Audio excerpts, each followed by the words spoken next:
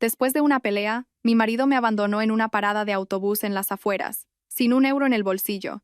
Ya me disponía a caminar los 30 kilómetros de vuelta a la ciudad, cuando de repente, una anciana ciega que dormitaba en el banco me dijo: «Finge que eres mi nieta.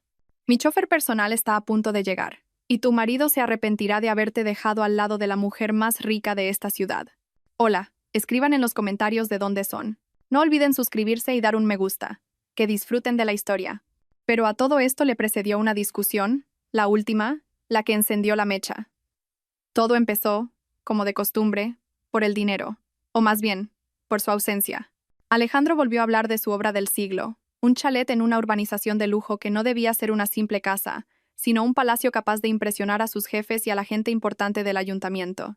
Aquel chalet ya se había tragado todos sus ahorros. Luego vinieron los préstamos, y ahora, según parecía, habían surgido nuevas deudas urgentes. «Natalia, necesito otros 30.000 euros», soltó él esa mañana, sin siquiera levantar la vista de su plato de tortilla. Hablaba de esa suma como si pidiera que le pasaran la sal. Natalia se quedó paralizada con la taza de café en la mano. «Alex, ¿de dónde vamos a sacarlos? Ya le debemos al banco casi 100.000 euros. Mi sueldo de administradora en la fábrica del polígono apenas da para cubrir los intereses y comprar comida». Él por fin la miró. Su mirada era fría, como si ella no fuera su esposa, sino un molesto obstáculo. «No te pregunto de dónde los vamos a sacar, te estoy informando. Ya he hablado con la gente. El dinero hace falta para esta noche». «¿Has hablado?». La voz de Natalia adquirió un matiz metálico. «¿Has llegado a un acuerdo sin consultarme?». «Otra vez, Alex. Ese chalet nos va a arruinar. Es un pozo sin fondo. Ese chalet es nuestro futuro». Golpeó la mesa con la palma de la mano, y la vajilla tintineó. «Tú no lo entiendes porque piensas en pequeño, como una contable de fábrica. Yo estoy construyendo una carrera. Necesito que me vean, que me respeten. Cuando venga a visitarme el teniente de alcalde, tiene que ver nivel, no tu huertecito con tomates». «Mi huertecito con tomates por lo menos nos da de comer», respondió ella en voz baja. Eso fue la gota que colmó el vaso. Alejandro se puso de pie de un salto, con el rostro desfigurado por la ira. «Estoy harto de tus quejas, harto de tu mentalidad miserable. Me estás arrastrando al fondo. Resolveré esto yo mismo. Vístete. Nos vamos». «¿A dónde?», preguntó Natalia, desconcertada. «A la oficina de una persona. Hay que firmar unos papeles. Te lo explicaré por el camino. Pero no te lleves nada». La recorrió con la mirada. «Deja el bolso y el móvil también. Es una conversación confidencial». Su tono no admitía réplica. Natalia estaba acostumbrada a obedecerle. Durante años de matrimonio, él había minado su voluntad de forma sistemática y metódica, convenciéndola de que ella no entendía nada de asuntos serios, que su lugar era la casa, mientras él ascendía a las cumbres del poder. Ella asintió en silencio. Se puso una gabardina ligera y lo siguió hasta el coche. Condujeron en silencio.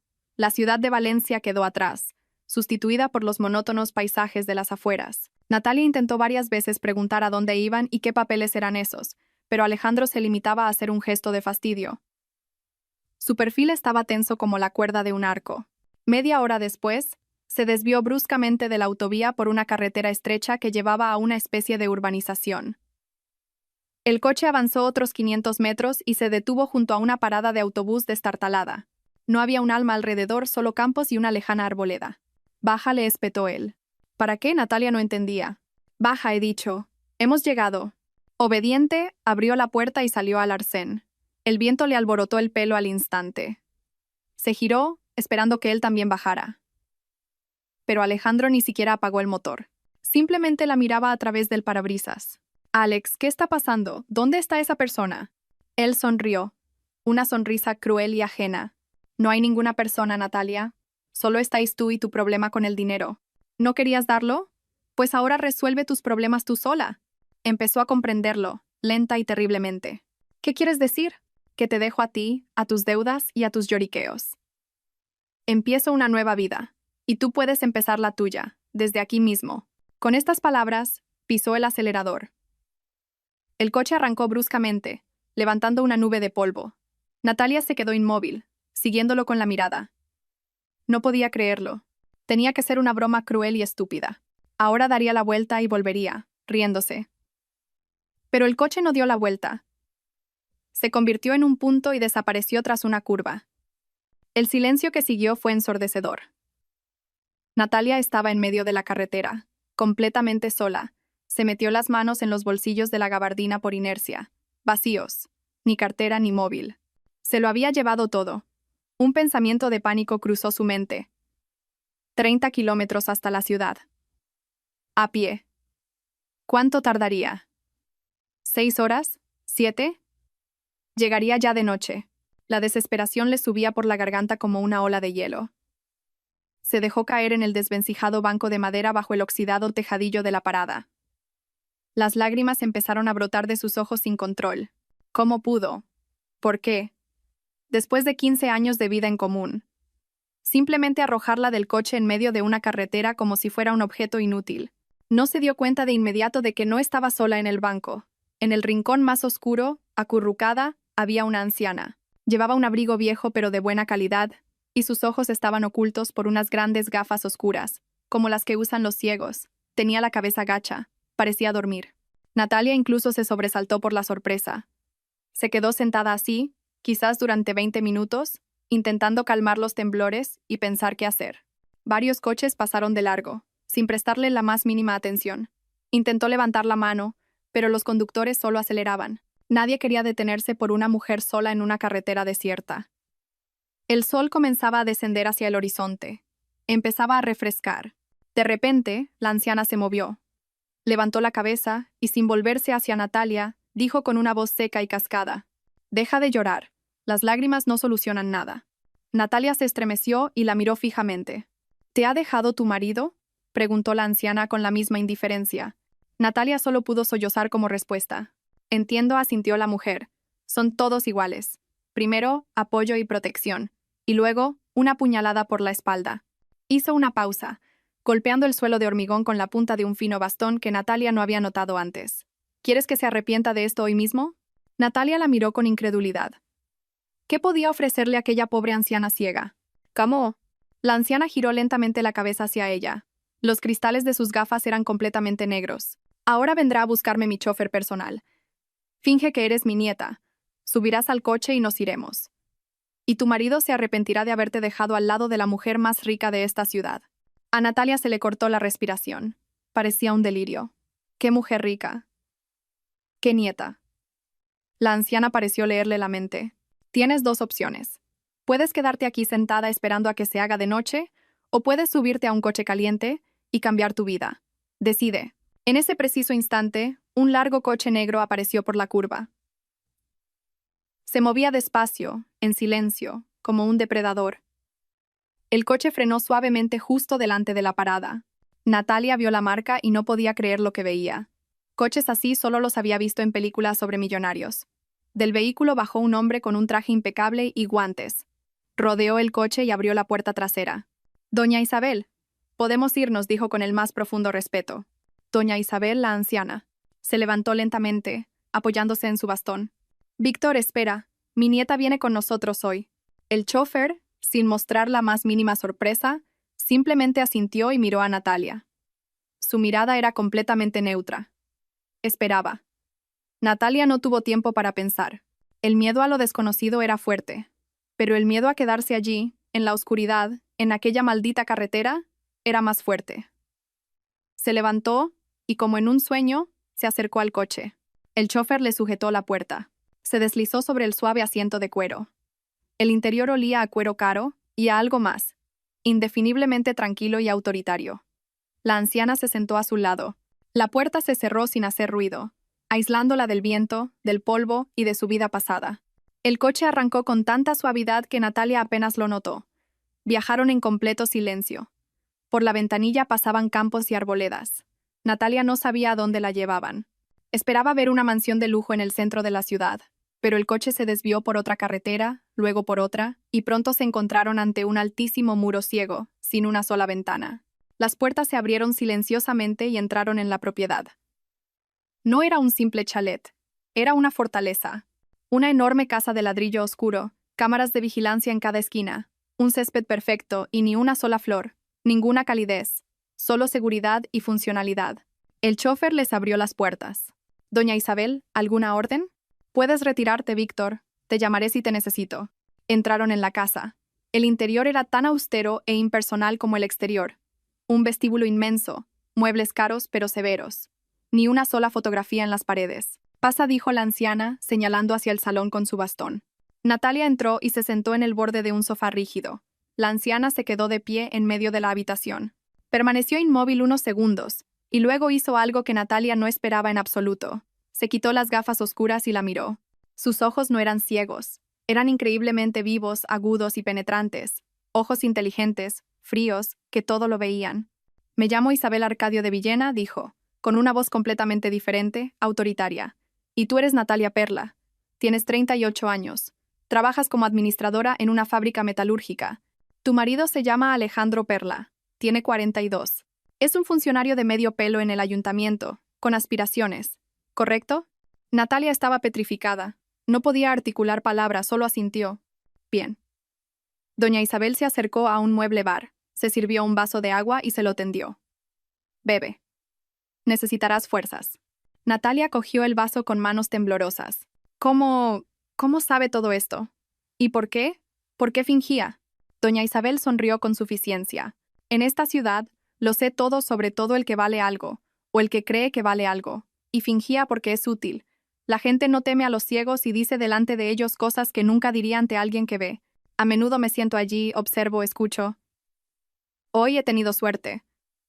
He visto una función interesante. Se sentó en un sillón frente a ella. Tu marido es un parásito mezquino, vanidoso y estúpido. Se ha metido en deudas enormes para construir un chalet ostentoso y aparentar ante la gente adecuada. Y ahora ha decidido deshacerse de ti y de tu piso para pagar. ¿Me equivoco? Natalia volvió a sentir. El piso de sus padres. Lo único que era verdaderamente suyo. Te ayudaré, dijo doña Isabel con firmeza. Te daré todo lo que necesites. Ropa, un teléfono, los mejores abogados. Recuperaremos tu piso y tu buen nombre. Pero no será gratis. ¿Qué quiere a cambio? Susurró Natalia. Estarás en deuda conmigo. Considerarlo un favor o una deuda, lo decidirás tú misma. Cuando llegue el momento, te pediré un favor a cambio. Mientras tanto, harás lo que yo te diga. ¿Trato hecho? Natalia miró aquellos ojos duros y fijos. Comprendía que estaba haciendo un pacto con el diablo, pero el diablo le ofrecía la salvación, mientras que el marido que le había jurado amor la había dejado para morir en el arcén. Trato hecho, dijo. Doña Isabel asintió con satisfacción. Parecía no haber dudado de la respuesta ni un segundo. En ese momento, algo hizo clic en la mente de Natalia. Un recuerdo que su cerebro, asustado y humillado, había bloqueado hasta entonces. La imagen de los últimos segundos en aquella parada. Recordó cómo el coche de su marido arrancaba, cómo lo siguió con la vista y cómo, ya alejándose en el coche negro de Isabel, echó una última mirada atrás al lugar donde la habían abandonado, y lo vio. El coche de Alejandro no se había ido. Estaba parado a unos 100 metros más adelante, escondido tras la curva. No solo se había ido, se había detenido. Estaba mirando. La observaba, asegurándose de que se quedaba sola, sin ayuda, en la más absoluta desesperación. No quería simplemente abandonarla, quería saborear su humillación hasta la última gota. Y solo cuando llegó el otro coche y se la llevó, él se marchó. Un terror frío, mucho más fuerte que la desesperación, atravesó a Natalia. No había sido una pelea, no había sido un acto impulsivo. Había sido una actuación planificada, fría y cruel, en la que a ella le correspondía el papel de víctima, y a él, el de espectador. Esta revelación la quemó por dentro, desplazando las lágrimas y la confusión. En su lugar apareció el frío. Un frío glacial, un enfado que le zumbaba en los oídos. El vaso en su mano tembló, y unas gotas de agua cayeron sobre la cara tapicería del sillón. Ni siquiera se dio cuenta. Todo su ser estaba concentrado en un único pensamiento. Él no solo la había abandonado, había disfrutado de su sufrimiento. Doña Isabel observaba el cambio en su estado con evidente aprobación. Así está mejor, dijo, y en su voz sonó algo parecido a la satisfacción. El odio es un combustible de mucha más calidad que la autocompasión. Con él se puede llegar muy lejos. Pulsó un botón en un pequeño mando que había sobre una mesita. Un minuto después, una mujer con un austero vestido gris, parecida a un ama de llaves de una película antigua, entró silenciosamente en la habitación. Carmen, acompaña a Natalia a la habitación de invitados. Que se dé una ducha, prepárale ropa, lencería, todo lo necesario. La talla, creo, es una 40. Y tráenos la cena aquí, al salón. Algo sencillo. Carmen asintió. sin siquiera mirar a Natalia, y dijo: «Por aquí, por favor». Natalia se levantó en silencio y la siguió. La habitación de invitados era tan grande e impersonal como el resto de la casa. En el baño, sobre estantes inmaculados, ya había botes nuevos y precintados de champú y gel de ducha. Había un cepillo de dientes nuevo. Sobre la cama, había ropa cuidadosamente doblada. Unos pantalones oscuros, un jersey de cachemira de un color beige neutro, un conjunto de ropa interior. Todo era caro, de calidad y absolutamente desprovisto de individualidad, como un uniforme. Después de ducharse y cambiarse, se sintió un poco mejor. El agua caliente se llevó parte del shock y la ropa limpia le dio una frágil sensación de control. Cuando volvió al salón, la cena ya estaba servida en la mesa: pollo asado, ensalada, pan cortado y 2 personas más. Uno era el chofer, Víctor. Estaba de pie junto a la pared, con las manos a la espalda, inmóvil como una estatua. El segundo hombre, de unos 50 años, con un traje impecable y gafas de montura fina, estaba sentado en un sillón. Tenía el rostro de alguien que no había sonreído en su vida. «Natalia, siéntate», Sena dijo doña Isabel. «Él es Mateo López, mi abogado. Se encargará de tus asuntos». Natalia se sentó y se obligó a coger un tenedor. La comida apenas le pasaba por la garganta, pero sabía que necesitaba fuerzas. «Mateo», continuó doña Isabel, dirigiéndose al abogado, «pon a Natalia al corriente», brevemente. El abogado se ajustó las gafas y miró a Natalia con ojos secos e indiferentes. Natalia, según la información preliminar, su cónyuge ha cometido un acto que podría calificarse como omisión del deber de socorro. Sin embargo, demostrar la intencionalidad será prácticamente imposible. Él declarará que discutieron, que usted salió del coche por voluntad propia y que él se fue en un estado de enajenación mental transitoria. No hay testigos, así que olvídese de eso. Eso fue solo el preludio. Sus palabras eran precisas y frías, como los cortes de un bisturí. Lo principal ahora es su patrimonio, concretamente el piso heredado de sus padres. Es propiedad privativa suya, no sujeta a división en caso de divorcio. Él no tiene ningún derecho sobre él. Pero el hecho de que haya llegado a un extremo como el de hoy indica que está dispuesto a actuar por medios no convencionales. «¿Qué debo hacer?», preguntó Natalia en voz baja.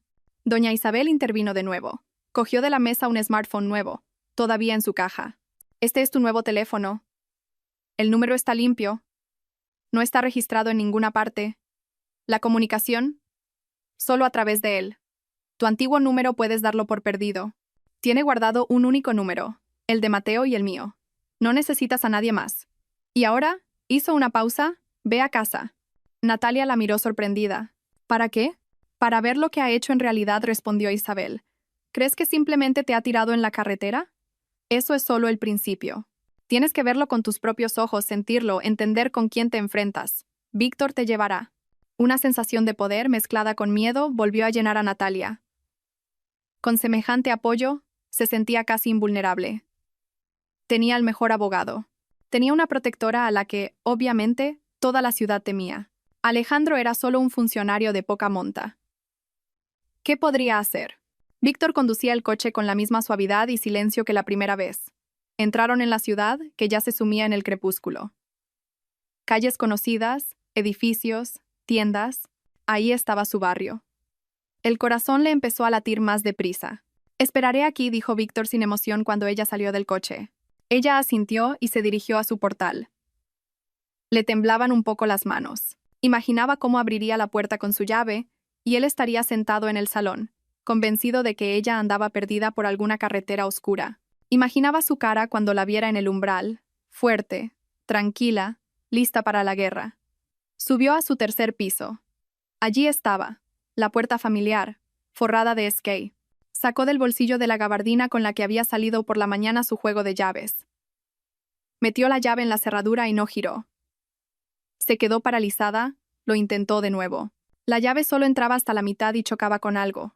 La sacó, la miró, como si la llave pudiera tener la culpa, y luego la volvió a meter.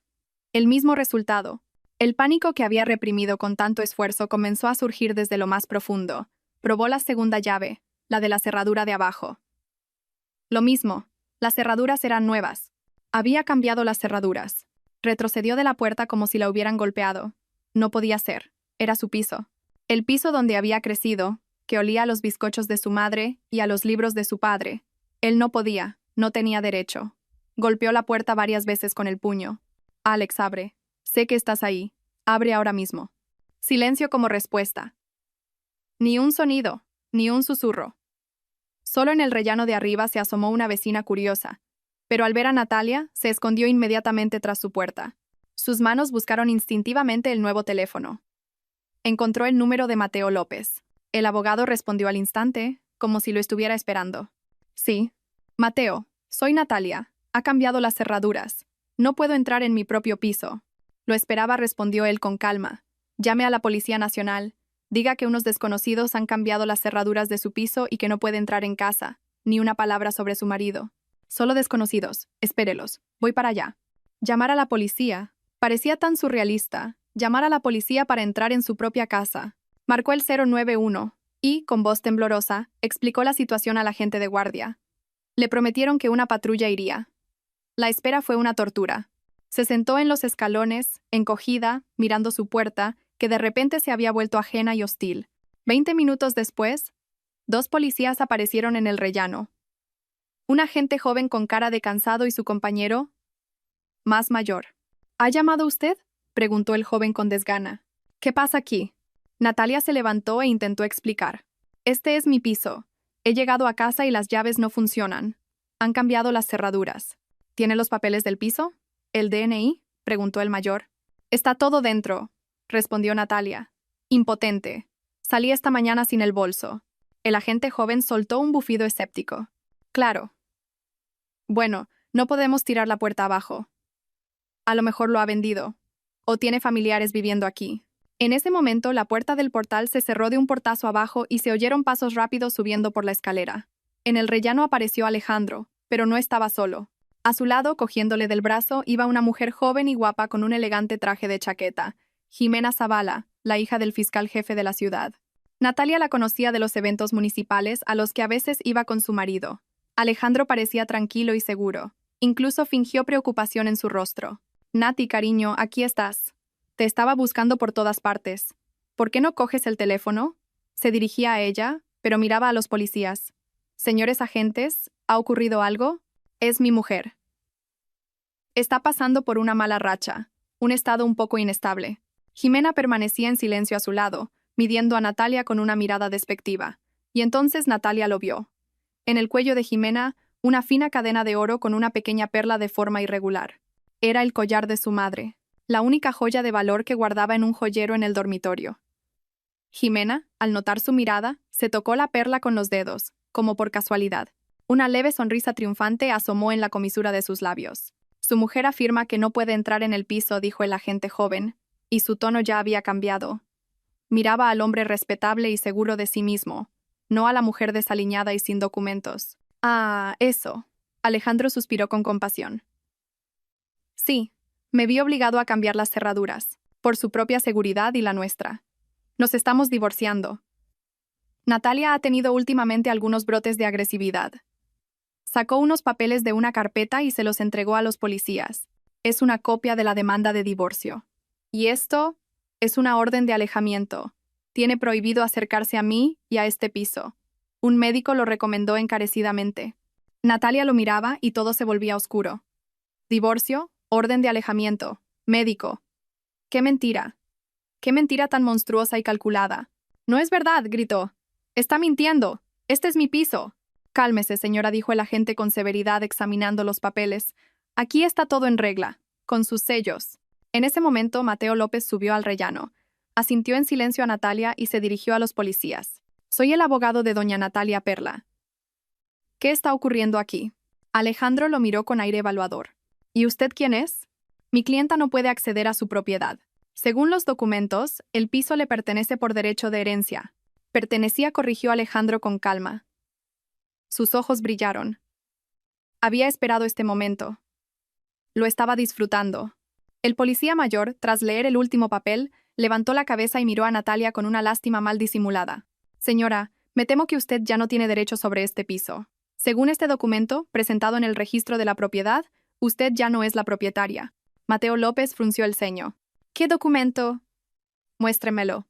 Alejandro, con la misma sonrisa burlona, le tendió otra hoja. El abogado la leyó rápidamente. Su rostro, por primera vez, se volvió impenetrable. Le pasó el papel a Natalia en silencio. Era un contrato de compraventa, fechado 2 semanas atrás. En él se decía que ella, Natalia Perla, había vendido su piso de 3 habitaciones en el centro de la ciudad a su marido, Alejandro Perla, por la simbólica suma de 10.000 euros. Y abajo, bajo el texto, estaba su firma. Clara, nítida, idéntica a su firma real hasta el último trazo, perfecta y absolutamente, 100% falsa.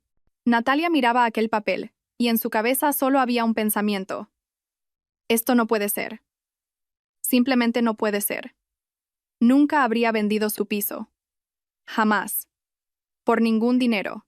Es una falsificación, susurró, sin apartar la vista de la firma falsa. Mateo López le quitó el contrato y lo examinó de nuevo con atención. Sí, es evidente, dijo sin levantar la cabeza.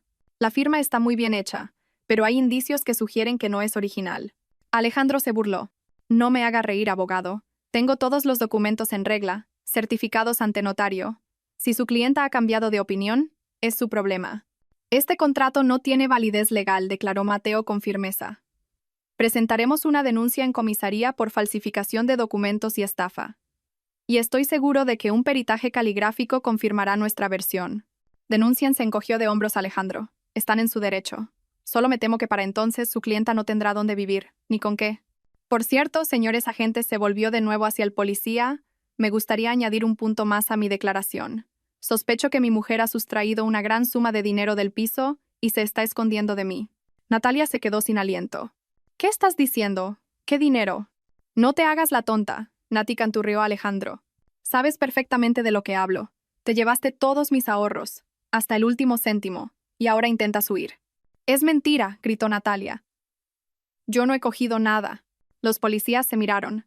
La situación se estaba complicando cada vez más.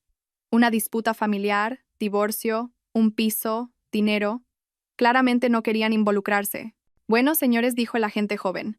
Tenemos que levantar atestado. Pasemos por comisaría para aclarar esto. Yo iré con ustedes, declaró Mateo López. Alejandro asintió a Jimena. Ella sacó las llaves de su bolso y abrió la puerta del piso. Con su permiso, señores agentes, pero tengo que irme. Tengo una reunión importante. Alejandro, llámame. Lanzó una mirada despectiva a Natalia y desapareció en el piso, dejando la puerta abierta. Alejandro la siguió con la mirada y se volvió hacia Natalia con una sonrisa triunfante. Bueno, Nati, ¿ves? Te has quedado sin piso, sin dinero, y encima te van a acusar de ladrona. ¿Quién te va a creer? Lo tengo todo controlado. Tú no eres nadie. Natalia lo miraba y no veía en él más que odio. Se había convertido en un monstruo malvado, vengativo y sin escrúpulos. Y de repente, comprendió que había perdido. Él la había superado, la había aniquilado. Los policías la condujeron, junto a Mateo López, hacia el coche.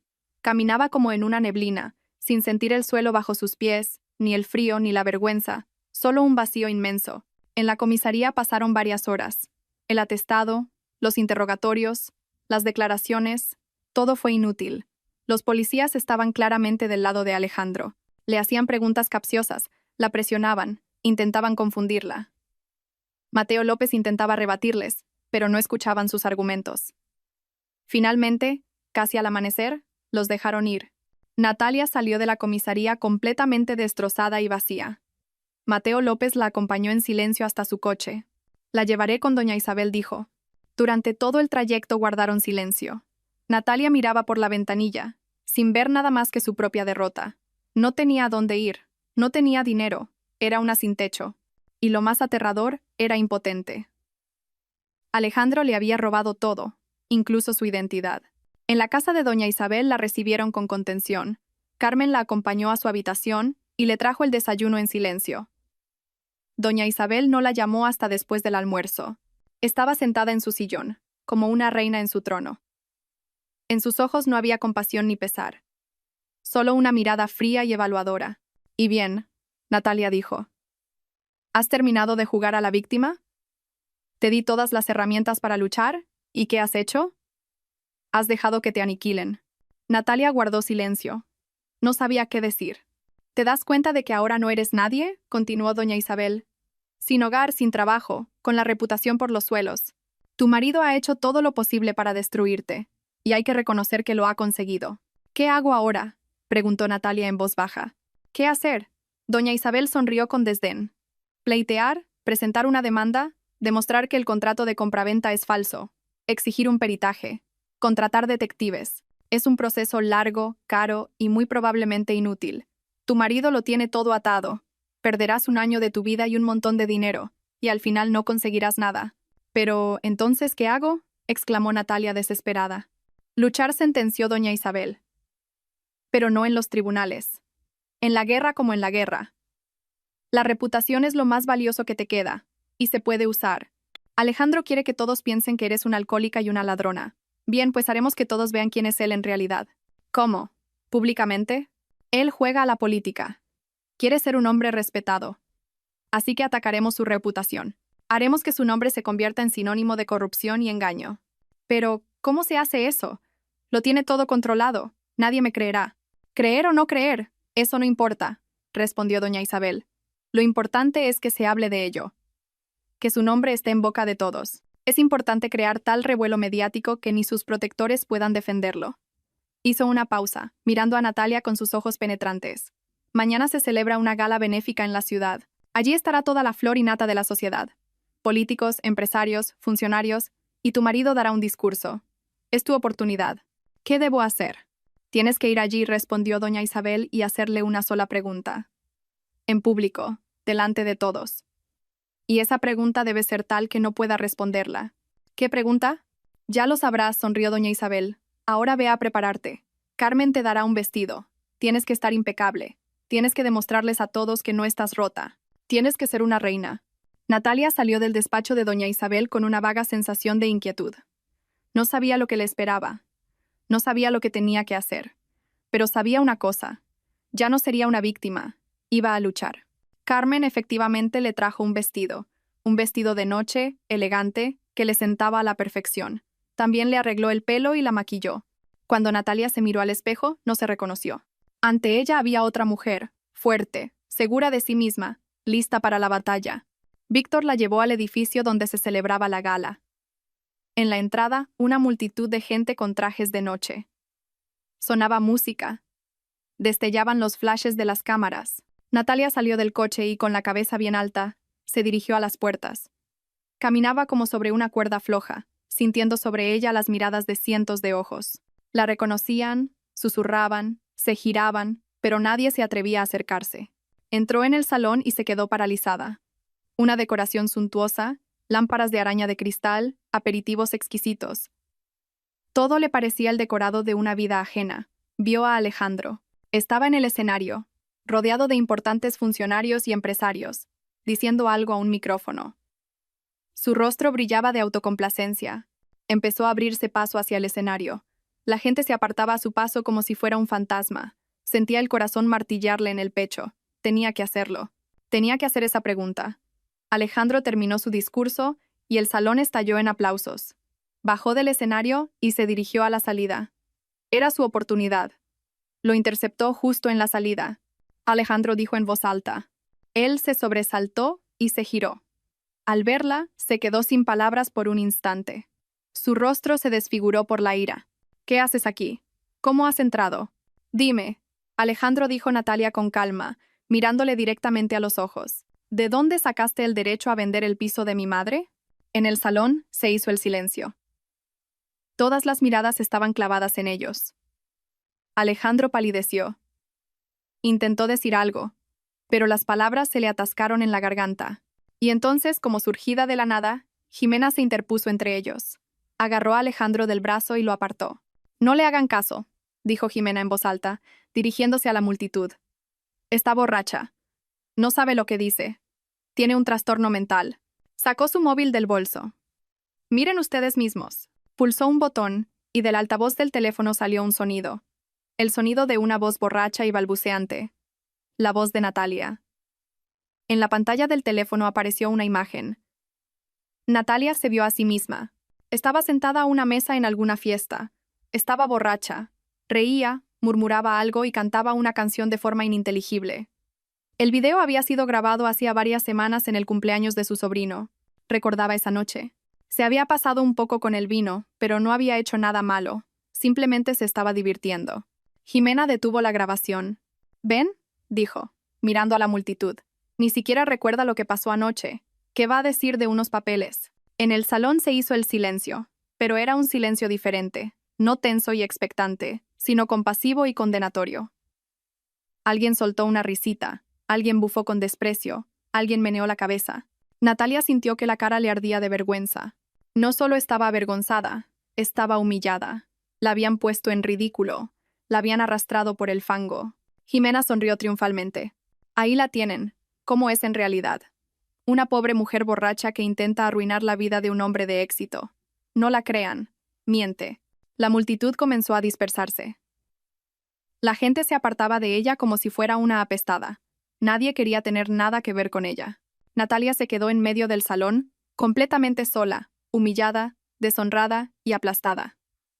Su intento de luchar había resultado en un fracaso total. Alejandro y Jimena habían ganado. La habían destruido, definitiva e irrevocablemente. Natalia no recordaba cómo salió del salón. Las risas y los susurros se fundieron en un zumbido continuo que la persiguió hasta la salida.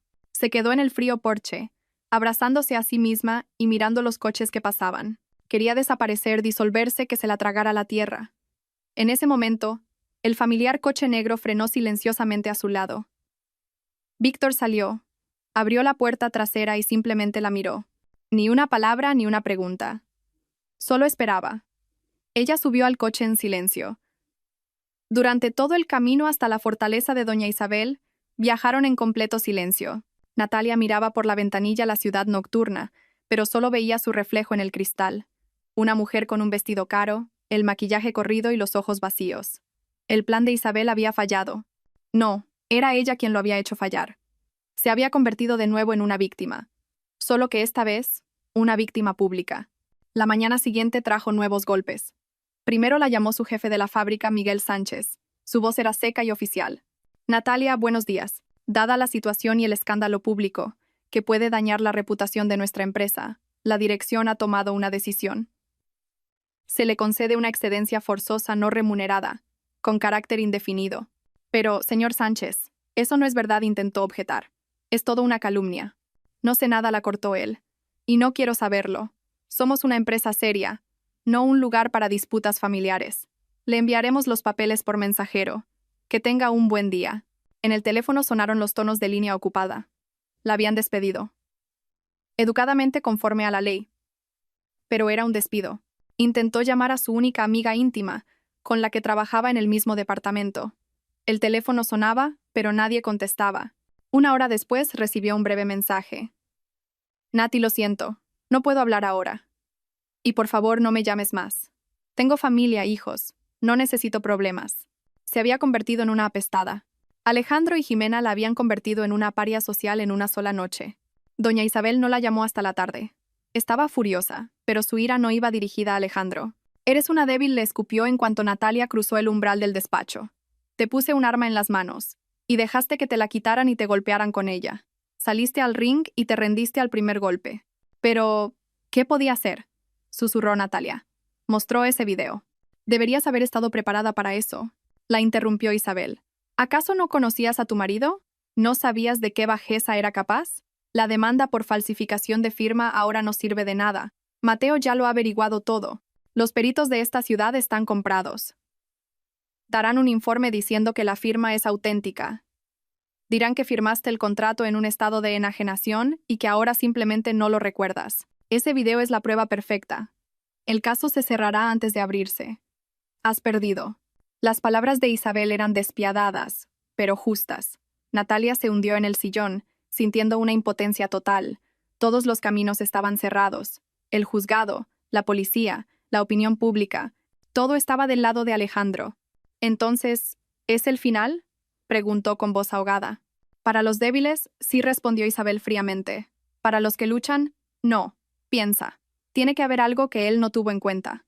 Algún pequeño detalle, algún documento que no pudo falsificar. Algo que demuestre tu derecho sobre ese piso de forma irrefutable. Natalia cerró los ojos, intentando concentrarse. Repasó en su memoria todo lo relacionado con el piso. Y de repente, como un flash, una imagen surgió en su mente.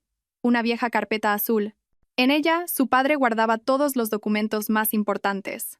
Su partida de nacimiento, sus diplomas y, sí, el contrato original de compra del piso y la escritura de aceptación de herencia. Los originales, con firmas manuscritas, sellos, marcas de agua. Esos documentos, Alejandro no podía haberlos falsificado. Los tengo, dijo, abriendo los ojos. Los originales, el contrato original y la escritura de herencia. Con ellos, cualquier abogado demostrará que el contrato de compraventa es una farsa. ¿Dónde están?, preguntó Isabel al instante. En nuestra vieja casa de campo familiar en el pueblo de Requena. Mi padre siempre guardaba los papeles más importantes allí. No se fiaba de los pisos en la ciudad. Decía que era más fácil que los robaran. Bien, asintió Isabel. Es una oportunidad, pero hay que actuar rápido y en silencio. Nadie debe saber que vas a ir allí, especialmente tu marido. Esa misma noche Natalia se puso en camino. Víctor la llevó hasta las afueras del pueblo y la dejó. Tienes 2 horas, le dijo. Después, esperaré en este mismo sitio. Si no apareces, me iré. A doña Isabel no le gusta que su gente cometa estupideces. Natalia sintió. Caminó por las calles oscuras y abandonadas del viejo pueblo. La casa de campo estaba en el borde, junto al bosque. Una casita pequeña y destartalada donde había pasado toda su infancia. Allí no había luz ni agua. Alejandro odiaba ese lugar, lo llamaba la choza. No habían estado allí en años. La valla alta que su padre había instalado estaba torcida. La cancela estaba cerrada con un candado oxidado. Natalia tuvo que trepar por la valla. Se arañó la mano pero no le prestó atención. El miedo a ser descubierta la apremiaba. La puerta de la casa también estaba cerrada. Rodeó la casita probando las ventanas. Una que daba al jardín cedió. El viejo marco crujió, pero se abrió. Natalia se coló dentro con dificultad, inhalando el aire viciado y polvoriento. Encendió la linterna del teléfono que le había dado Isabel. El haz de luz arrancó de la oscuridad un escenario familiar hasta el dolor. El viejo sofá cubierto con una colcha descolorida, la estantería, la mesa redonda. El corazón se le encogió de nostalgia. La carpeta debía estar en el pequeño despacho de su padre, en el cajón inferior de su escritorio. Entró en la pequeña habitación. Todo estaba en su sitio. Abrió el pesado cajón. Dentro, bajo una pila de periódicos viejos, estaba ella, la carpeta azul. Con las manos temblorosas de emoción, la abrió. Todo estaba allí.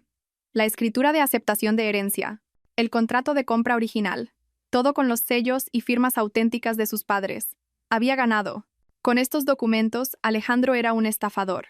Ya se disponía a irse cuando, al levantarse, dio un traspié.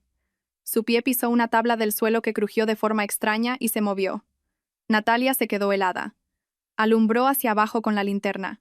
La tabla efectivamente no estaba clavada. Nunca lo había notado antes. La curiosidad pudo más. Hincó las uñas en la tabla y con esfuerzo la levantó. Debajo había un pequeño hueco, un escondite.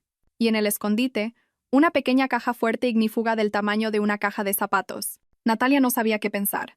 Su padre nunca le había hablado de ninguna caja fuerte. Quizás contuviera algún viejo valor familiar. La cerradura de combinación era sencilla, de 4 dígitos. Marcó su año de nacimiento. Clic. El año de nacimiento de su padre. Clic. El de su madre. Clic. Nada. Entonces probó con el año de su boda. 1975. La caja fuerte se abrió. Alumbró el interior, esperando ver dinero o joyas antiguas. Pero dentro no había ni dinero ni oro. Dentro había 2 pulcros fajos de papeles y 2 pasaportes. Cogió los pasaportes. En una foto estaba Alejandro, en la otra, Jimena. Los pasaportes eran nuevos, expedidos hacía solo un mes. Planeaban huir. Un escalofrío le recorrió la espalda. Dejó los pasaportes a un lado y cogió el fajo de papeles de arriba. Eran permisos, licencias, planos técnicos. No entendía mucho, pero los formularios llevaban los sellos de la Concejalía de Urbanismo del Ayuntamiento. Se trataba de la construcción de un nuevo centro comercial en las afueras de la ciudad, y entonces llegó a la última hoja. Era el permiso principal para el inicio de la construcción, y en la casilla de responsable de la aprobación del proyecto por parte de la empresa suministradora de estructuras metálicas había una firma. La miró de cerca y se quedó helada. Era su firma, o más bien, su copia digital, la misma que usaba en el trabajo en el sistema de gestión de documentos electrónicos. Y la firma estaba validada con el sello de su departamento. La sangre se le fue del rostro. Los papeles temblaban en sus manos. No era solo un plan de huida. Era una trampa monstruosa y diabólica. Alejandro no solo le estaba robando el piso para pagar sus deudas. Le estaba endosando un fraude multimillonario con terrenos municipales y contratos de construcción. Si esta estafa salía a la luz, todos los hilos conducirían a ella a su firma en el documento principal. Él se quedaba con el dinero, se iba al extranjero con su amante, y a ella la encarcelaban por muchos años. El pánico la invadió. Esto era peor que perder el piso, peor que la humillación pública. Era una amenaza a su libertad, a su vida. Agarró el teléfono frenéticamente. Tenía que llamar a alguien. ¿Pero a quién? ¿A Isabel? ¿Contarle que se había metido en un lío aún más sucio que el anterior? ¿A la policía? Ni siquiera la escucharían. En su mente solo había un nombre. La única persona cercana que, según creía, todavía estaba de su lado. La única en quien podía confiar ciegamente. Sus dedos, sin obedecerla, marcaron un número. «¿Diga?» Se oyó una voz somnolienta al otro lado. «Tania», susurró Natalia, ahogada por el terror.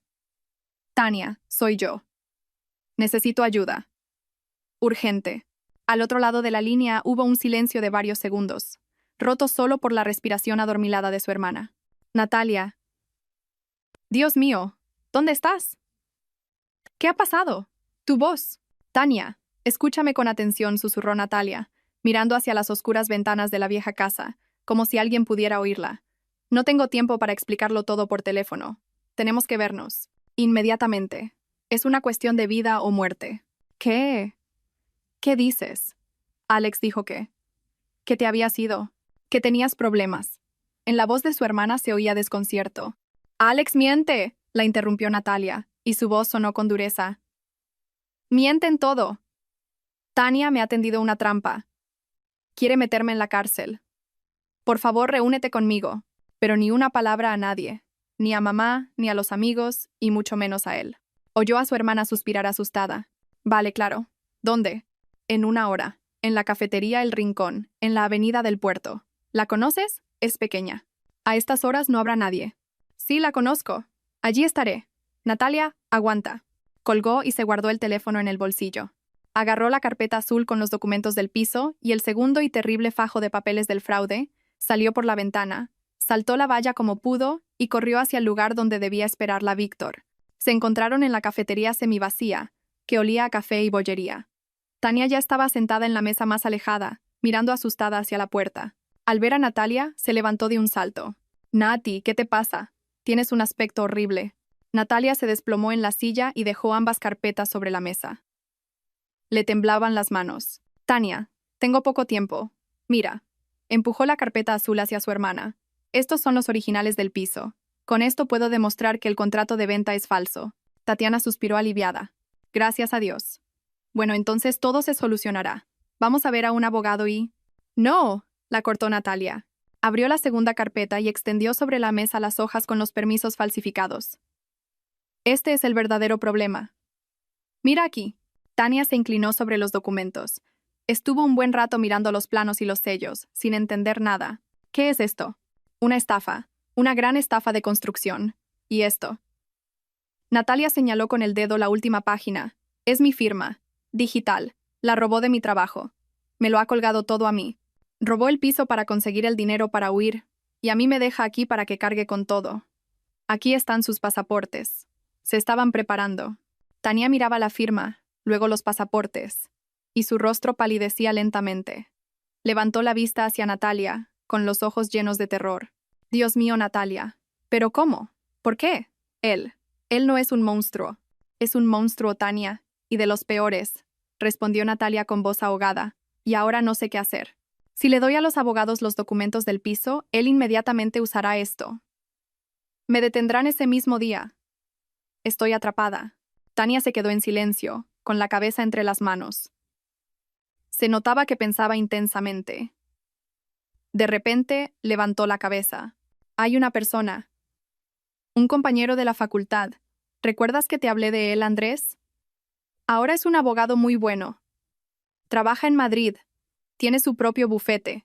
No tiene ninguna conexión con nuestra ciudad, ni con nuestros fiscales y jueces. No le debe nada a nadie de aquí, y me debe un favor. Una vez le ayudé mucho con un caso». Natalia la miró con esperanza. «¿Crees que ayudará?» «Estoy segura», susurró Tania con fervor. «Escucha, esto es lo que haremos. Tú no debes moverte con estos papeles. Son demasiado peligrosos. Dámelos a mí». Hoy mismo hablaré con Andrés, se lo explicaré todo. Mañana por la mañana cogeré el primer ave y se lo llevaré todo personalmente.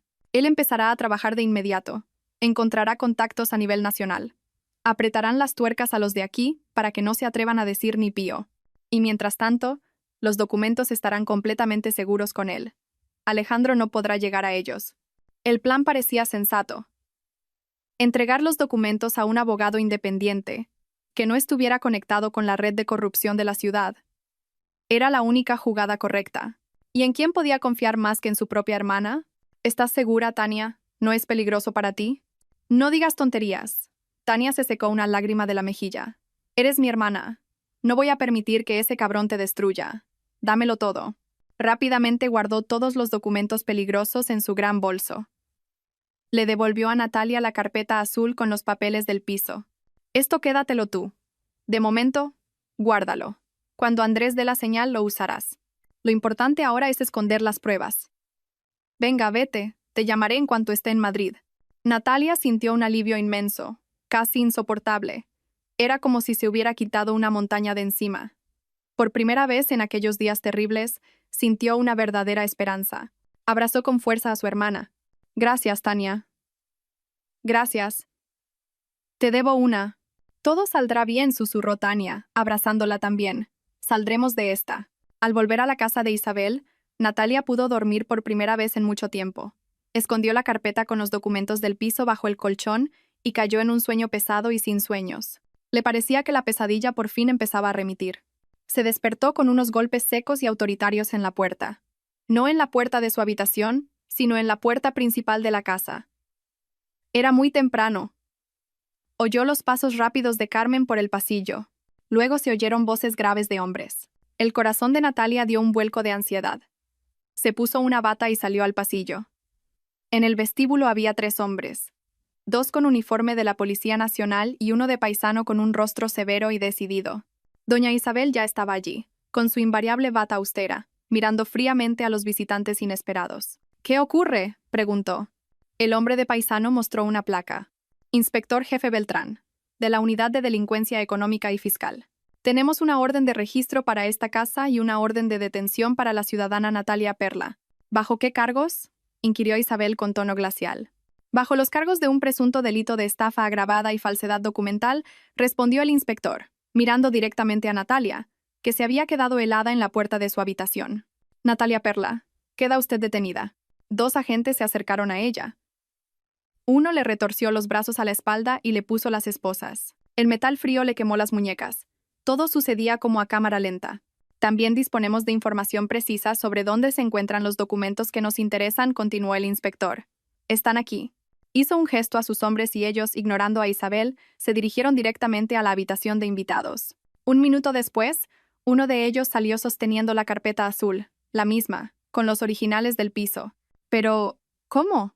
¿Qué significa esto?, le preguntó Isabel al inspector. Significa, respondió él con una sonrisa burlona, que su invitada no es tan simple. No solo firma permisos fraudulentos para construcciones millonarias, sino que también guarda los originales de un piso que supuestamente vendió. Se preparaba para chantajear a su exmarido, sin duda. Todo encaja. Se la llevaron hacia la salida. La humillación, el miedo y la total incomprensión de lo que estaba pasando se mezclaron en un nudo amargo en su garganta. Mientras la sacaban de la casa, el inspector Beltrán sacó su teléfono e hizo una llamada. Sí, todo en orden. La tenemos. El objetivo y los documentos están en nuestro poder. Gracias a nuestro informante anónimo por la ubicación exacta. Una información muy valiosa. La metieron en un coche de policía. Cuando la puerta se cerró, Natalia lanzó una última mirada desesperada al porche de la casa y se quedó paralizada. Por la esquina de la casa apareció el inspector Beltrán. Se acercó sin prisa a una berlina negra aparcada un poco más lejos. Junto al coche lo esperaba un hombre, joven, bien vestido, con un traje caro. El abogado de Madrid, el supuesto amigo de Tania. Pero no parecía alguien que hubiera venido a salvar a la hermana de su amiga. Estaba de pie, sonriendo con confianza. El inspector se le acercó y le estrechó la mano con fuerza. Luego le dijo algo y ambos se rieron. El amigo asintió agradecido y señaló con la mano hacia la casa, hacia la ventana de la que acababan de sacarla. Agradecía a la policía y señalaba a Natalia. Y en ese momento Natalia lo entendió todo. El terrible rompecabezas encajó en su mente. No había ningún amigo abogado, no había ningún plan de rescate. Tania no había ido a Madrid, no había llamado a su amigo, había llamado a Alejandro. Se lo había entregado todo. Le había dicho dónde Natalia escondía la última prueba de su inocencia. La había vendido. Su propia hermana. ¿Por qué? El coche arrancó. Natalia miraba la figura del abogado que se alejaba, la casa de Isabel, y en su alma no quedaba nada más que un desierto helado y calcinado. No había sido una trampa, había sido una traición. La más terrible, la más vil de la que es capaz un ser humano. El coche recorría las calles de la mañana, pero Natalia no veía nada más que el vacío por delante. La traición de su hermana fue un golpe del que era imposible recuperarse. Fue peor que la crueldad de su marido. Fue la destrucción absoluta y total de todo en lo que creía. Su familia, su pilar, su última esperanza. Todo resultó ser una mentira. Tania no solo había ayudado a Alejandro, se había convertido en su arma. Lo había puesto sobre la pista. Le había entregado las balas. Le había ayudado a apretar el gatillo. El interrogatorio en la jefatura fue largo y humillante. El inspector Beltrán se comportó como si su culpabilidad ya estuviera probada. Le mostraba los documentos falsificados, señalaba su firma digital. Confiese, Perla, será mejor para todos. Cuéntenos cómo, en connivencia con personas no identificadas, organizó la trama fraudulenta. ¿Quiénes eran sus cómplices en la fábrica? ¿Quién la ayudó a acceder a los sellos? Ella guardó silencio. ¿Qué podía decir? Cualquier palabra sería inútil. Ya habían escrito el guión, y a ella le habían asignado el papel de la delincuente. Las pruebas eran irrefutables. Aquí estaban los documentos con su firma. Aquí los originales del piso que supuestamente escondía para chantajear. Todo parecía lógico y convincente. Alejandro y Tania lo habían planeado todo al detalle. 2 días después la pusieron en libertad. Inesperadamente. Un funcionario entró en la celda y dijo: «Perla, a la calle. Han pagado su fianza». Salió del calabozo, parpadeando por la luz del día. En la puerta la esperaba Mateo López. Parecía aún más sombrío de lo habitual. Doña Isabel ha pagado la fianza, informó brevemente, abriendo la puerta del coche. «Suba». De camino a la ya familiar fortaleza, la puso al corriente. «El caso está mal, muy mal. La acusación es grave. Tienen los documentos que les entregó su hermana. Ella es la principal testigo de cargo. Declarará que usted misma le entregó esos papeles, que estaba en pánico y le pidió que los escondiera». Naturalmente, ella, como buena ciudadana, informó inmediatamente a la policía. «Pero eso es mentira», exclamó Natalia. «¿Una mentira respaldada por pruebas? En un tribunal se llama un hecho», sentenció el abogado. «Su firma está en los documentos. El móvil, según su versión, también. Venganza contra su marido y afán de lucro. Es un caso ganado para ellos casi al 100%. Se enfrenta hasta 10 años. 10 años». Esa cifra resonó como un eco en su cabeza. 10 años en la cárcel por un delito que no había cometido. Doña Isabel la recibió en el salón. No gritó. Estaba tranquila, y eso era más aterrador que cualquier arrebato de ira.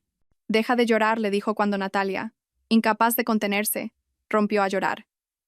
«Las lágrimas no sirven de nada. ¿Querías confiar en tu hermana? Ahí tienes el resultado. Ahora basta de autocompasión. Es hora de empezar a pensar». Esperó a que Natalia se calmara un poco. «El juicio ya no es una opción. Lo perderemos. Hay que abordarlo desde otro ángulo. Tu marido montó esta estafa porque necesitaba dinero urgentemente, mucho dinero, y no solo para huir. Le debe dinero a alguien, y esa deuda le quema los talones. Hay que averiguar a quién le debe y por qué. Hay que encontrar ese hilo del que tirar para desenredar toda la madeja». «¿Pero cómo lo hago?», preguntó Natalia impotente.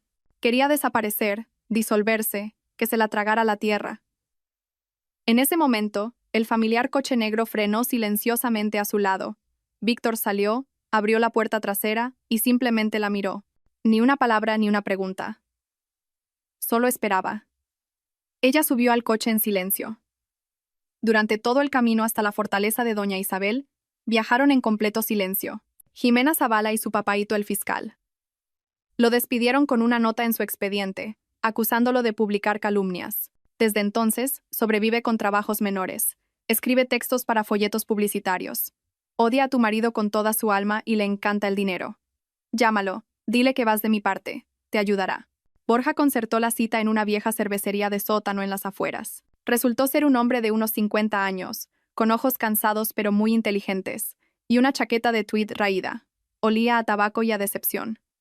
Escuchó a Natalia en silencio, sin interrumpirla.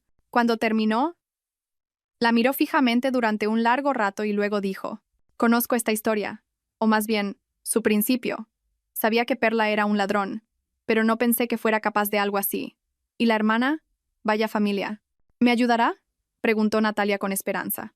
«Doña Isabel paga bien», sonrió él con amargura. «Y yo tengo que pagarle la matrícula de la universidad a mi hija.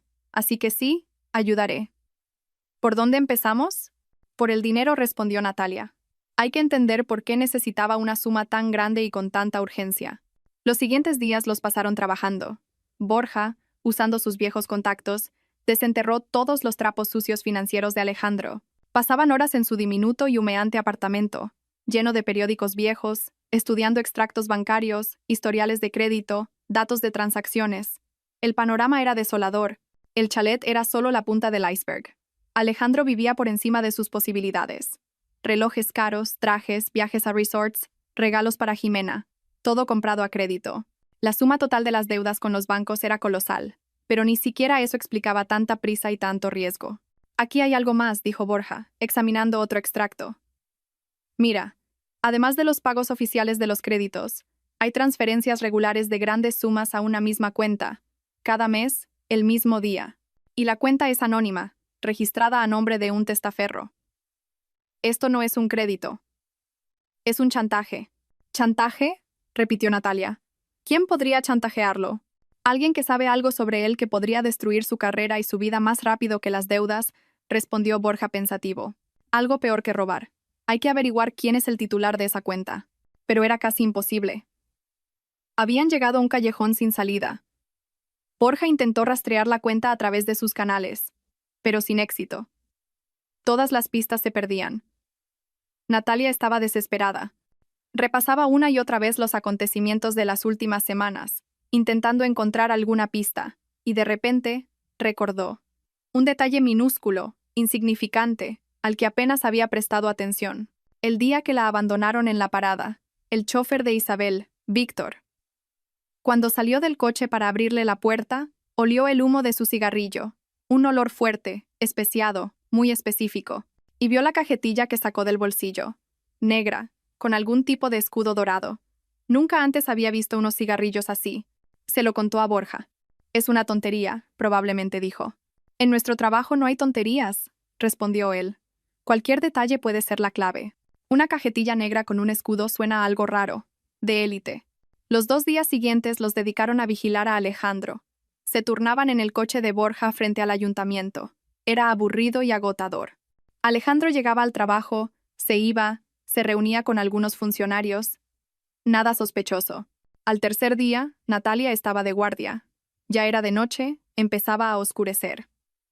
Estaba sentada en el coche, aparcado al otro lado de la calle, bebiendo un café frío de un vaso de papel. De repente vio a Alejandro salir del edificio. Estaba solo y visiblemente nervioso. Miraba a su alrededor. Un minuto después, se le acercó un hombre discreto con un impermeable gris. Hablaron rápidamente de algo. Alejandro sacó un sobre grueso de su maletín y se lo entregó al hombre.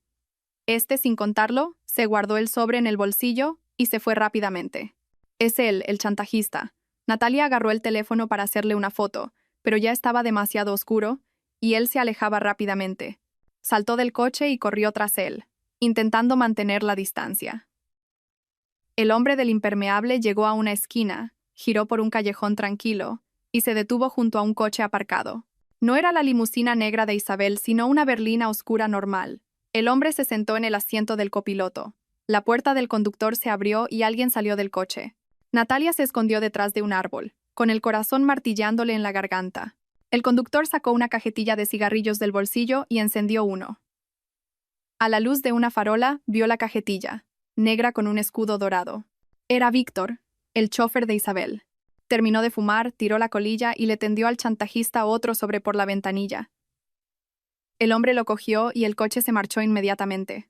Natalia se quedó detrás del árbol, sintiendo que el suelo se hundía bajo sus pies. La imagen que se formó en su cabeza era tan monstruosa que su cerebro se negaba a aceptarla. Isabel, su salvadora, su protectora, la persona que le había dado esperanza.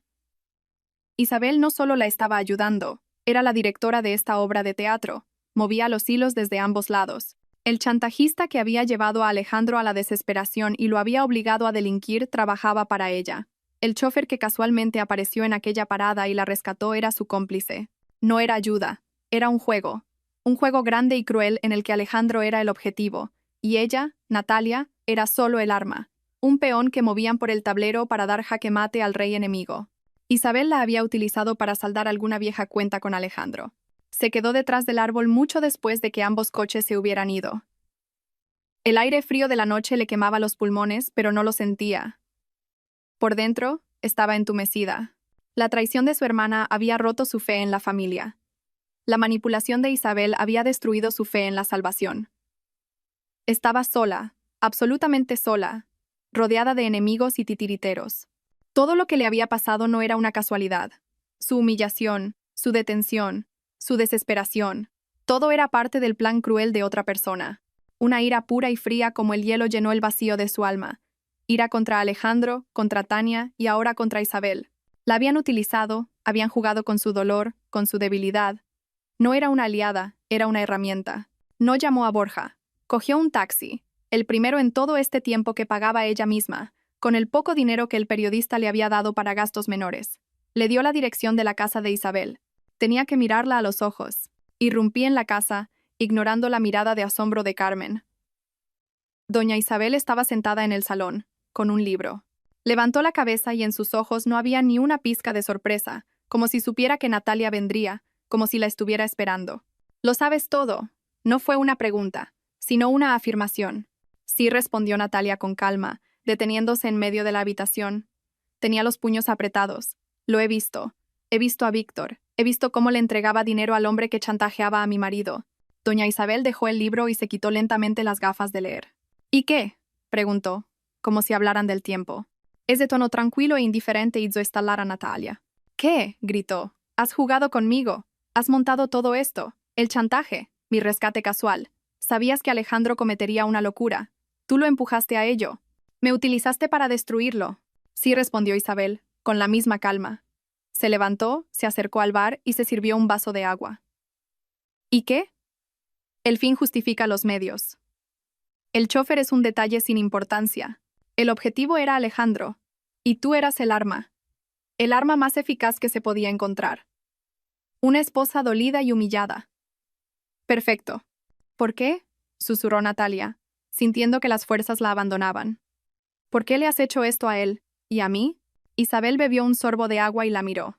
En sus ojos por un instante brilló algo parecido a un recuerdo. Hace muchos años, cuando tu Alejandro era solo un ayudante de un pez gordo, ayudó a su jefe a resolver un problema con una fábrica pequeña pero muy prometedora. «Mi fábrica. La primera que construí desde cero. La llevaron a la quiebra. Se la quedaron por 4 duros. Lo perdí todo. Y juré que algún día los destruiría a todos. Su jefe hace tiempo que se pudre bajo tierra por una cirrosis. ¿Y tu marido? Tu marido se creyó un hombre importante. Él lo olvidó, pero yo no. Ahora todo encajaba. Era una venganza larga, fría y meticulosamente planeada. ¿Y yo solo estaba en el lugar equivocado?», preguntó Natalia con amargura. «Te convertiste en la herramienta perfecta», la corrigió Isabel, «y te di una oportunidad. La oportunidad no solo de recuperar lo tuyo, sino de volverte más fuerte. Te enseñé a luchar. ¿O habrías preferido seguir sentada en aquella parada, llorando?». Tenía razón, por monstruoso que sonara. Tenía razón. Isabel la había convertido de una víctima en una luchadora, aunque fuera para sus propios fines. «¿Y ahora qué?», preguntó Natalia. Su voz sonaba firme. Las lágrimas y los gritos se habían acabado. «Ahora que lo sé todo, ¿me echarás? ¿Dejarás que me encarcelen?». Isabel sonrió con suficiencia. «Al contrario, ahora que lo sabes todo, te has vuelto aún más peligrosa. Estás enfadada, estás motivada. Ahora no lucharás por un piso, sino por ti misma. Y esa es la motivación más fuerte que existe». Se acercó a su imponente escritorio, abrió un cajón y sacó una carpeta delgada. La arrojó sobre la mesa, frente a Natalia. «Tu marido y su amante tienen un protector muy poderoso. El padre de Jimena, el fiscal jefe de la ciudad, Zavala. Mientras él esté en su puesto, no tienes nada que hacer. Protegerá a su hija y a su futuro yerno. Todas tus demandas, todas tus pruebas, se estrellarán contra la puerta de su despacho». Natalia abrió la carpeta. Dentro había fotografías y fotocopias de documentos.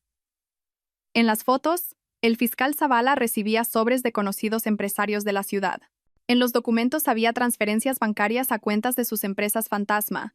Eran pruebas comprometedoras, material explosivo, pruebas de corrupción que bastarían para varias cadenas perpetuas. ¿De dónde ha sacado esto? Tengo ojos y oídos en todas partes, sentenció Isabel. Esta es tu llave a la libertad. Ve a ver a Zavala ahora mismo. Muéstrale esto y cierra un trato. ¿Qué trato? Él retira todos los cargos de estafa contra ti. El caso penal se cierra por falta de pruebas. A cambio, tú le das esta carpeta y desapareces. Te vas de la ciudad para siempre. El piso, por supuesto, tendrás que dejárselo a ellos. Es el precio de tu libertad. Vete.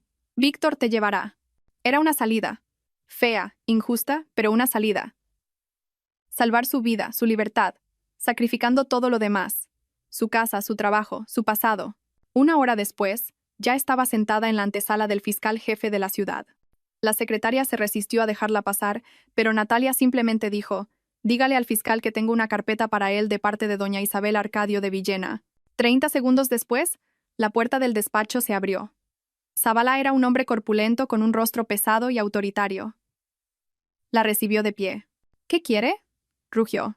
Natalia se acercó a su escritorio en silencio y extendió ante él el contenido de la carpeta, las fotos, los documentos. Él los miraba, y su rostro congestionado se volvía de un gris ceniciento. Se dejó caer pesadamente en su sillón. «¿Qué? ¿Qué quiere?», preguntó, y en su voz ya no había rastro de la antigua seguridad. «Quiero que el caso penal contra mí se cierre inmediatamente», dijo Natalia con claridad. «Que se retiren todos los cargos por falta de pruebas». El fiscal guardó silencio, desviando la mirada de los papeles a su rostro. «Está bien», consiguió decir finalmente. «Pero eso no es todo, ¿verdad? ¿Qué más quiere esa Villena?». «La señora de Villena no tiene nada que ver con esto», respondió Natalia. «Estas son mis condiciones». Zavala la miró con sorpresa. «¿Bien? ¿Sus condiciones?». Natalia hizo una pausa, ordenando sus pensamientos. Era el momento. El trato. Isabel le había ofrecido un plan claro. Libertad a cambio de silencio, y el piso. Era lógico. Era seguro. «Quiero que usted y...». Se calló. Miró el rostro aterrorizado de aquel hombre todopoderoso. Miró la carpeta con las pruebas. Recordó el rostro de Alejandro cuando la abandonaba en la carretera, el rostro de Jimena con el collar de su madre, el rostro de Tania lleno de lágrimas falsas, y el rostro de Isabel, frío y calculador. Todos querían que desapareciera, que se rindiera. Unos en la cárcel, otros en otra ciudad. Todos querían romperla y desecharla, y en ese momento algo dentro de ella cambió. Definitiva e irrevocablemente. Lenta y deliberadamente, empezó a guardar las fotos y los documentos de nuevo en la carpeta. El fiscal la miraba, sin entender nada. «¿Qué hace?», preguntó. «Si he aceptado». Natalia cerró la carpeta y la cogió. Miró a Zavala directamente a los ojos. No dijo. Su voz era baja, pero firme como el acero. «No voy a negociar». Se dio la vuelta y se dirigió a la puerta. «Espere», le gritó a su espalda. «¿Qué va a hacer?». Natalia se detuvo en el umbral, pero no se giró. «Voy a recuperarlo todo. Mi piso, mi trabajo, mi nombre. Y usted, su futuro yerno y su hija me lo van a pagar todo». Salió del despacho, dejando atrás a un fiscal atónito. Pasó por la recepción, junto a los guardias de seguridad. Salió a la calle. No fue hacia el coche donde la esperaba Víctor. Se fue en la dirección opuesta. Dejó atrás a todos, a su verdugo, a su hermana traidora, a su titiritera. A partir de ese momento, jugaba para sí misma. Caminaba por la calle sin rumbo fijo. El viento le golpeaba la cara, pero no sentía el frío. Por dentro, todo ardía. La decisión tomada en el despacho del fiscal no había sido impulsiva. Había ido creciendo en su interior durante todos esos días, a medida que su mundo se derrumbaba. Al principio quería justicia, luego sobrevivir. Ahora quería venganza, total y definitiva. Llegó a la primera cafetería barata que encontró, se sentó en una mesa junto a la ventana y sacó el teléfono. En el bolsillo llevaba el fajo de billetes que Borja le había dado para gastos. Pidió el café más fuerte que tuvieran y marcó su número. «Borja, soy Natalia. Tenemos que vernos. Ahora mismo». Llegó en 20 minutos, como siempre, con su chaqueta raída y su olor a tabaco. Se sentó frente a ella y la miró interrogante. «¿Y bien? ¿Qué dijo la Villena sobre tu descubrimiento nocturno?». «Lo confirmó todo», respondió Natalia con voz firme. «Estaba jugando su propia partida y me ofreció un trato. entregar al fiscal a cambio de mi libertad y que me fuera de la ciudad. Borja silbó. Vaya giro. Pero para ti es una salida. Injusto, claro, que se queden con el piso, pero estarías libre. Me negué, dijo Natalia. Borja se atragantó con el café. La miró como si estuviera loca. ¿Qué te negaste? ¿Estás en tu sano juicio, Perla? Era tu única oportunidad. Era su oportunidad, corrigió Natalia. La oportunidad de consumar su venganza y desecharme como un casquillo usado. Ya no juego a los juegos de otros. Ahora juego al mío, y necesito tu ayuda. Sacó la carpeta con las pruebas contra Zavala y la puso sobre la mesa. Este es mi as en la manga, pero no voy a usarlo para negociar. Voy a usarlo para quitárselo todo. Borja abrió la carpeta con cautela. Sus ojos se abrieron como platos. La cerró rápidamente y miró a su alrededor. ¿Te das cuenta de que tienes en tus manos una bomba que puede hacer estallar toda la ciudad? Esa es mi intención, respondió Natalia. Su mirada era fría y decidida. Borja la miraba y veía ante sí a una persona completamente diferente, no a la mujer asustada que había conocido unos días antes. Esta mujer era peligrosa. ¿Qué propones?, preguntó, y en su voz sonó el respeto. ¿Creen que me tienen acorralada?, comenzó a exponer su plan. Están convencidos de que o iré a la cárcel o huiré. Y tienen prisa. Necesitan formalizar la venta del piso lo antes posible y salir del país antes de que su estafa con la construcción salga a la luz. Su debilidad es la codicia y la prisa. Y vamos a jugar con eso. El plan era audaz y arriesgado. Requería una ejecución perfecta. Lo primero que hizo Borja, usando sus viejas habilidades periodísticas, fue preparar una pequeña nota. Apareció 2 días después en una columna discreta de un periódico económico local. El titular era neutro. Inversores extranjeros muestran interés en proyectos de construcción paralizados en la región. El texto decía que un grupo inversor suizo, HBTA Capital, estaba estudiando la posibilidad de invertir en inmuebles comerciales y estaba especialmente interesado en el proyecto del nuevo centro comercial en las afueras. El mismo proyecto. Con esto no basta, dijo Borja cuando le enseñó el periódico. Puede que ni lo vean. Necesitamos un cebo más grande. Lo habrá, respondió Natalia. Ahora tenemos que hacer que esta noticia les llegue personalmente. Y no solo la noticia, sino una oferta concreta. Pero para la oferta necesitaban dinero. Mucho dinero, para que el cebo pareciera creíble. Y entonces ocurrió algo extraño. Al día siguiente, Borja llamó a Natalia. Su voz sonaba desconcertada. Natalia, no entiendo nada. Acaban de ingresarme una suma enorme en la cuenta. 50.000 euros. Una transferencia anónima. Natalia sonrió. Sabía quién era el anónimo. Isabel. Había rechazado su plan. Pero la vieja intrigante no podía perderse la oportunidad de ver el final de la obra que ella misma había empezado. Había hecho su apuesta. Ahora tenían la caña y el cebo. Borja activó su canal de cotilleos más fiable. La habladora recepcionista del salón de belleza más caro de la ciudad, al que Jimena iba regularmente.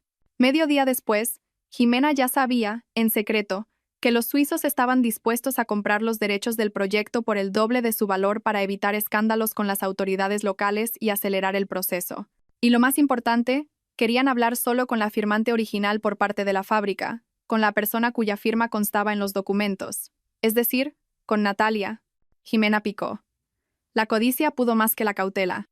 La idea de dar un último golpe gigantesco justo antes de huir era demasiado tentadora.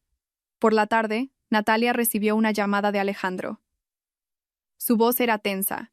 Intentaba hablar con calma, pero apenas ocultaba su excitación. Natalia, tengo que hablar contigo de negocios. Sobre un proyecto. No quiero hablar contigo.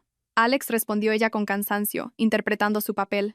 Escucha, esto te interesa si se oye al teléfono. Hablamos de mucho dinero. Muchísimo. Quedemos. Hay gente dispuesta a pagar. Podemos resolver todos nuestros problemas de una vez por todas. Acordaron una reunión. Al día siguiente, a las 7 de la tarde, en una sala de conferencias privada del Hotel El Embajador, el más caro y respetable de la ciudad. Querían que todo pareciera una seria transacción comercial. Han caído, dijo Borja cuando Natalia colgó. Ahora hay que prepararse. Necesitaremos gente que haga el papel de los representantes suizos. Tengo un par de excolegas, actores de un teatro que cerró. Por un buen dinero, interpretarán a quien sea. El día se hizo interminablemente largo. Natalia y Borja prepararon cada detalle de la reunión. ¿Cómo se vestirían los inversores? ¿Qué dirían? ¿Dónde esconderían los equipos de grabación? Todo iba según lo planeado. A las 5 de la tarde, 2 horas antes de la reunión, el teléfono de Natalia volvió a sonar. Era Alejandro. Escúchame bien, dijo. Y en su voz ya no había falsa cordialidad empresarial. Solo una orden fría y autoritaria. Cambio de planes. A Natalia se le heló la sangre. ¿Qué ha pasado? No ha pasado nada. Así será más seguro para todos. Nada de hotel. Nos vemos en otro sitio. ¿Dónde?, preguntó ella, aunque ya sospechaba que oiría algo malo. Vas a ir a la fábrica, sentenció Alejandro. A tu antiguo despacho. A las 7 de la tarde. Vienes sola. Traerás todos los documentos, tu DNI y una escritura de cesión de tus derechos sobre el proyecto, firmada ante notario. Los inversores nos transfieren el dinero. Nosotros te damos tu parte. En efectivo.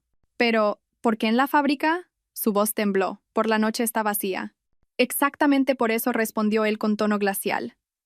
Menos ojos curiosos. Y ni se te ocurra hacer tonterías. Ven sola. Te estaremos esperando. Colgó. Natalia se quedó con el teléfono en la mano, con la mirada perdida. Borja la observaba, esperando una explicación. Han cambiado el plan, dijo ella con voz ahogada. La reunión es en la fábrica, en mi despacho vacío. Por la noche, comprendió el significado de aquel último cambio. No se fiaban de ella. Temían una trampa en el hotel, así que habían ideado la suya propia. Una fábrica vacía. Oscuridad, ni un solo testigo. No pensaban darle ninguna parte. Pensaban coger el dinero de los inversores, quedarse con los documentos firmados y luego resolver el problema con la única persona que sabía demasiado, para siempre. Ya no era un juego de dinero y reputación. Era una trampa de la que podría no salir con vida. Borja miraba su rostro petrificado. ¿Qué ha dicho? Han cambiado el lugar, respondió Natalia con voz ahogada. La fábrica. Mi despacho. Por la noche. Es una trampa, comprendió él al instante. Quieren eliminarte. Natalia, no podemos ir. Hay que cancelarlo todo. Natalia levantó lentamente la vista hacia él. En sus ojos no había miedo. Solo un vacío frío y resonante, el que queda después de que se ha quemado todo lo que podía arder. No dijo. No vamos a cancelar nada. Vamos a ir. Yo iré. ¿Te has vuelto loca? Saltó Borja. Te van a matar. Eso es lo que quieren, respondió ella con calma. Esperan ver a una víctima asustada, que llegará sola a un edificio oscuro y vacío. Y la verán. Simplemente, vamos a cambiar un poco el final de su obra. Se levantó y se acercó a la ventana. El plan que maduraba en su cabeza era una locura, pero no tenía otro. Borja, tus actores ya no nos sirven. Necesitamos espectadores de verdad. Llama al número que te voy a dar. Di que llama Natalia Perla. Diles que esta noche, en la fábrica metalúrgica, tendrá lugar la entrega de un soborno y la confesión de un gran fraude económico, y que en el asunto está implicado el fiscal jefe de la ciudad. Escribió en un papel el número de teléfono de Isabel. ¿Crees que entenderá qué hacer?, preguntó Borja con duda. No se perderá un final así, sonrió Natalia. Es su inversión. Y ahora lo más importante. Tengo que hacer una llamada. Sacó otro teléfono, uno sencillo de botones que Borja le había comprado por seguridad. Buscó en internet un programa para cambiar la voz. Era una jugada desesperada, casi teatral, pero tenía que intentarlo. Marcó el número de Alejandro, activó el programa y ajustó el timbre para que se pareciera a la voz quejosa e histérica de su hermana Tania. «Diga», respondió Alejandro irritado. «Alex, soy yo», gritó ella al teléfono con la voz alterada, imitando el pánico. «Tengo problemas. La policía. Están haciendo preguntas sobre nuestra conversación, sobre los documentos». «¿Qué?». Alejandro se puso visiblemente nervioso. «Cálmate. ¿Qué preguntas?» «Preguntan de dónde saqué esos papeles. Hablan de una estafa». «Alex, prometiste que todo saldría bien. Prometiste pagar mis deudas. ¿Lo confirmas? ¿Lo confirmas todo?» «Que te calmes, Tania», siseó él. «Sí, lo he confirmado todo. He pagado todas tus deudas. El piso es casi nuestro. El dinero llegará hoy. Tranquilízate y cállate. ¿Entendido? Ni una palabra. ¿Y Jimena? ¿Y su padre? ¿Nos cubrirá?», continuó ella, sollozando histéricamente. «A su papaíto lo usaremos y luego ya no nos hará falta», espetó Alejandro con malicia. «En cuanto crucemos la frontera, me encargaré de que se calle.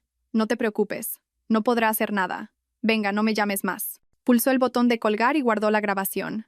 Era todo lo que necesitaba. La confesión de todo. El soborno a Tania, la estafa con el piso, el fraude e incluso sus planes para con el fiscal. A las 7 menos cuarto, llegó a la entrada de la fábrica. Dejó marchar al taxi y entró sola por las puertas oscuras y resonantes. El guardia de seguridad de la entrada, avisado por la llamada de Alejandro, la dejó pasar en silencio. Caminó por el enorme y desierto recinto. Solo había luz en las ventanas de su antiguo edificio de oficinas. Subió las escaleras hasta el segundo piso. La puerta de su despacho estaba entreabierta. La empujó y entró. Estaban allí los tres. Alejandro, de pie junto a la ventana, Jimena, repantigada en su silla de trabajo, y el fiscal Zavala, sentado en una silla de visitante. Su cuerpo macizo parecía llenar todo el espacio, haciendo que el ya pequeño despacho pareciera una jaula. Vaya, aquí está nuestra mujer de negocios, dijo Jimena, examinando a Natalia de arriba a abajo. ¿Has venido sola? Buena chica. ¿Has traído los papeles? Natalia dejó en silencio sobre la mesa la carpeta con la escritura de cesión notariada. Alejandro la cogió al instante y empezó a revisarla con avidez. Todo en orden, dijo, asintiendo a Jimena. ¿Dónde están los inversores? Jimena miró a Natalia con impaciencia. ¿Dónde están tus suizos? ¿Dónde está el dinero? Natalia los recorrió a todos con una mirada lenta y tranquila. Miró al codicioso Alejandro, a la depredadora Jimena, al pesado fiscal, seguro de su impunidad. Están aquí, dijo en voz baja.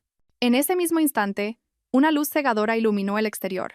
Unos enormes focos instalados en los tejados de las naves se encendieron, inundando la plaza de la fábrica con una luz blanca e implacable. Alejandro, Jimena y Zavala corrieron a la ventana. En la plaza, en todas las salidas del edificio, había gente. En una salida, Borja con un cámara, apuntando con el objetivo directamente a sus ventanas. En otra, dos hombres con trajes oscuros de paisano que irradiaban autoridad de la capital. Agentes de la UDEF. ¿Qué es esto?, chilló Jimena. Zavala lo entendió todo al instante. Su rostro se volvió de color tierra. Es una trampa, rugió. Alejandro, enloquecido por la ira y el miedo, se giró y se abalanzó sobre Natalia. Te voy a matar.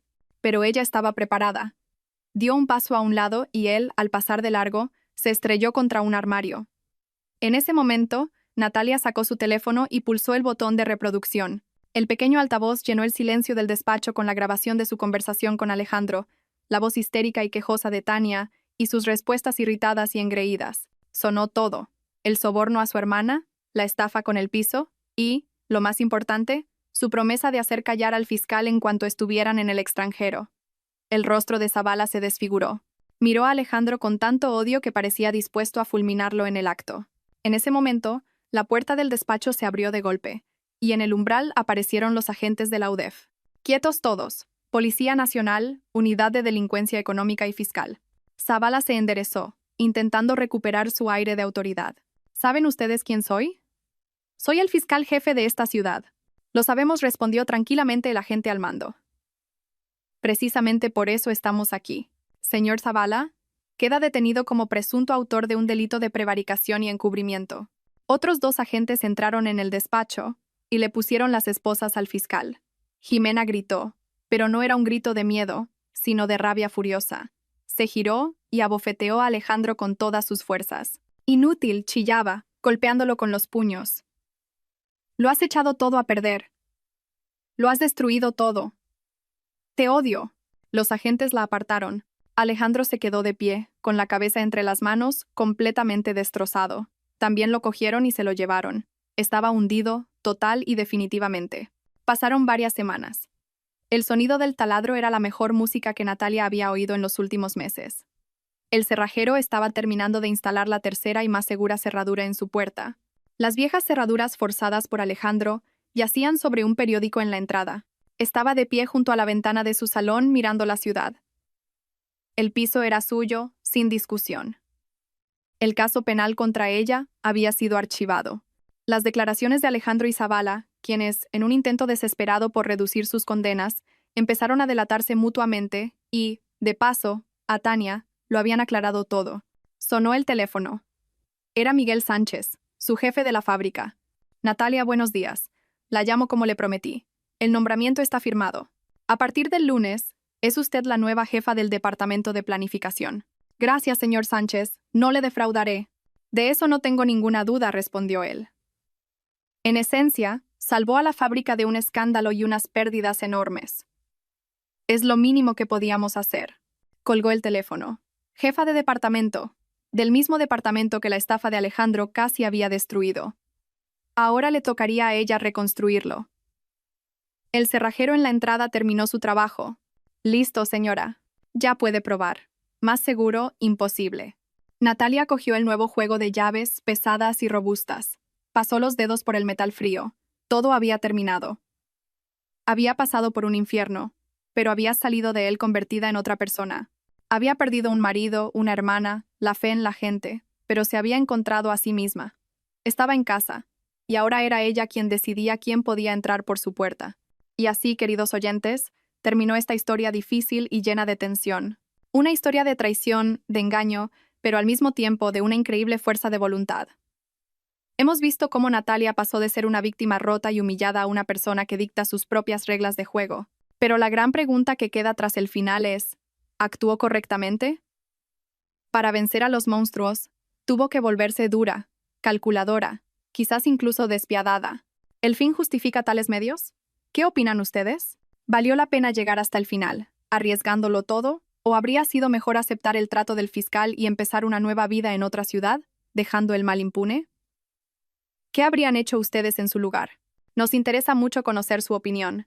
Si tienen alguna pregunta sobre esta historia, si algo les pareció que no quedó claro o simplemente quieren compartir sus pensamientos, no duden en escribirlo en los comentarios. Si este relato les ha conmovido, por favor, apóyennos con un me gusta en este video y suscríbanse a nuestro canal para no perderse nuevas e igualmente apasionantes historias.